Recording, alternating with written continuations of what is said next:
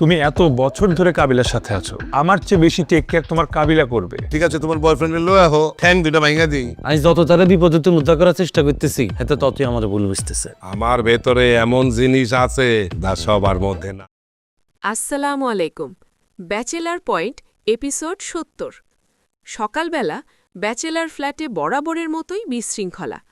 পাশা ভাই ড্রয়িং রুমে বসে চিৎকার করছেন, কারণ তার মোজা খুঁজে পাওয়া যাচ্ছে না।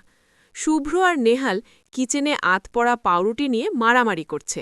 ঠিক তখন কাবিলা দৌড়ে ঘরে ঢোকে, তার চোখে মুখে আতঙ্ক। কাবিলা চিৎকার করে বলতে থাকে, ভাইরে, সর্বনাশ হইয়া গেছে।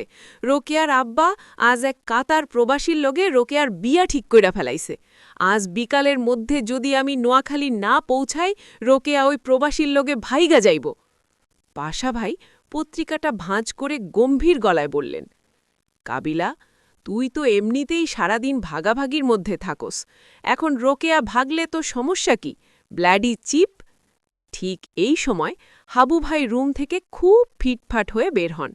কপালে পারফিউম মেখে তিনি ঘোষণা দেন, কাবিলা, তোর রোকেয়া যেই প্রবাসীর লগে ভাগার কথা কইতাছে, সেই প্রবাসী আর কেউ না, সেটা আমি।